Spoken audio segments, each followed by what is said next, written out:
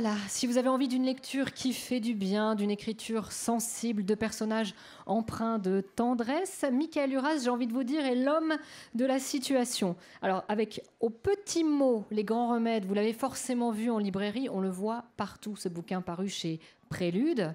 L'ai-je montré assez longtemps? Oui. Je pense que c'est le livre qu'il vous faut, parce que dans ce livre, on nous fait découvrir le drôle de métier de bibliothérapeute. C'est l'histoire d'un garçon qui se prénomme Alex et qui va prescrire, entre guillemets, des lectures à des gens dans des situations plus ou moins douloureuses. Qu'est-ce qui vous a donné envie, Michaël, d'écrire sur un personnage de bibliothérapeute? Déjà, je précise, c'est une discipline qui existe vraiment, plutôt en Amérique du Nord. Et pour vous, ça a été le terreau d'une inspiration particulière pour raconter cette histoire? Oui, alors j'essaie dans chacun de mes livres de parler de la relation de la littérature aux hommes. Et j'avais déjà parlé de la folie due au livre dans mon premier roman, de l'ascension sociale aussi qui était permise par l'attrait de la littérature. Et donc la bibliothérapie s'est imposée naturellement, d'autant plus qu'elle commence à être assez reconnue en France. On commence à en parler. En tout cas, ce qui est intéressant dans le livre, c'est qu'on a l'impression que le bibliothérapeute lui-même, Alex, est malade en quelque sorte, empêtré dans ses problèmes personnels. Est-ce que, d'une certaine façon, il ne se soigne pas lui-même à travers les lectures qu'il conseille? C'est assez intéressant la façon dont il évolue, en tout cas. Mon projet était d'essayer de répondre à cette question. Comment peut-on soigner les autres quand on est soi-même malade? C'était un petit peu le projet du livre, parce que le personnage essaye de soigner les autres, mais lui-même est dans une situation assez chaotique, et justement, il n'arrive pas à se soigner. Alors, sans tout déflorer, je vais quand même vous décrire quelques personnages qui sortent de ce roman et qui sont assez touchant. On a d'abord Yann, qui est un jeune homme accidenté qui a littéralement perdu sa langue. Robert, un commercial au bord du burn-out et en pleine crise de couple. Et puis Anthony, qu'on pourrait qualifier, de David Beckham à la française, une sorte de star du foot qui est assez secret. Alors cette variété de problématiques donne l'impression de se trouver un peu dans la salle d'attente du médecin, tellement leurs profils sont variés. Et ça permet aussi de mêler l'humour et le drame, le léger et le plus difficile.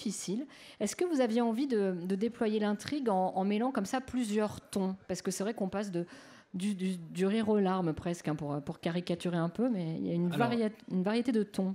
Je dirais que c'est un peu le quotidien des soignants. Voir défiler des gens qui viennent parfois pour 3 fois rien, et d'autres pour des pathologies beaucoup plus difficiles. Et donc c'était un petit peu une photographie de ce que peut vivre un soignant au quotidien. Certains personnages sont drôles parce qu'ils ont des problèmes assez légers, et puis d'autres sont dans des situations chaotiques.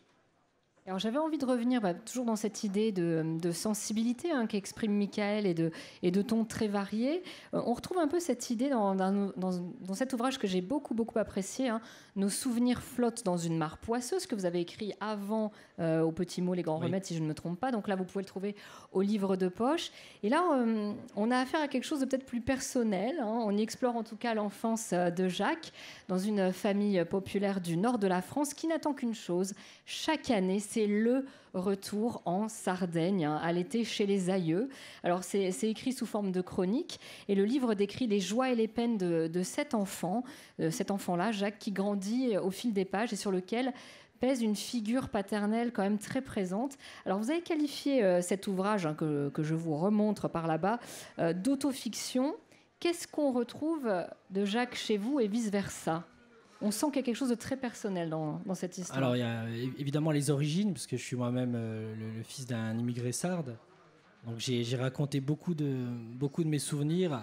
Ensuite, évidemment, j'ai été obligé de grossir un peu le trait, forcément, pour que les choses soient plus intéressantes et plus drôles aussi, puisque j'essaie toujours de mêler à la nostalgie l'humour. Donc, nous sommes proches, oui, bien sûr, mais je ne suis pas lui. Heureusement. En tout cas, ce qui est intéressant aussi, c'est, vous le dites en introduction, d'ailleurs, ce livre devait être un roman d'apprentissage. Oui. Et vous l'avez déconstruit en quelque sorte pour dessiner un récit sous forme de chronique. Pourquoi ce choix? Est-ce que c'est une façon un peu de brouiller les cartes pour qu'on se concentre mieux sur l'empathie qu'on a envie de porter à Jacques? Pourquoi cette déconstruction? Alors, la déconstruction, je l'ai voulu...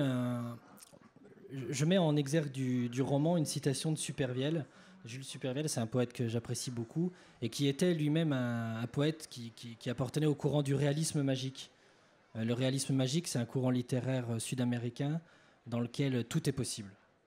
Et j'ai pris ce parti de détruire le roman complètement. Je l'avais écrit d'une manière tout à fait classique, et puis comme un verre qu'on laisserait tomber, les morceaux sont partis dans tous les sens, et les personnages pouvaient se transformer, les époques pouvaient se mélanger. Et c'était sans doute une façon de me dissimuler, bien sûr, mais c'était aussi et surtout, je pense, le moyen pour moi de faire ce que la vie ne m'avait pas permis de faire, c'était de réunir les deux terres que j'apprécie le plus, la France et la Sardaigne. D'accord. Eh ben, en tout cas, c'est un beau voyage que vous nous avez offert. Et pour conclure, je rappelle que Saint-Maur, cette année, est consacré au thème des monstres sacrés. Alors, c'est qui, pour vous, le monstre sacré dans la littérature? Alors, sachant qu'on a un petit indice quand même, hein, je rappelle que vous avez écrit Cherchez Proust, paru au livre de poche. Est-ce que c'est lui, le monstre sacré, ou est-ce que vous avez d'autres figures littéraires comme ça que vous admirez? Alors j'aime de nombreux écrivains, de nombreux auteurs, mais Proust, c'est vrai, a vraiment toute mon affection. Et j'ai une grande passion pour lui depuis que je suis adolescent. Donc là, il est derrière nous et ça me fait plaisir de le voir. Il est là avec nous aujourd'hui à Saint-Maur, j'ai l'impression. Super. Merci beaucoup, Mickaël. Merci. Donc, je vous conseille vraiment la lecture de cet auteur qui vous fera voyager, qui vous fera traverser différentes émotions. Et en tout cas, on était très contents de vous recevoir à Saint-Maur aujourd'hui. Merci, Mickaël. Merci beaucoup.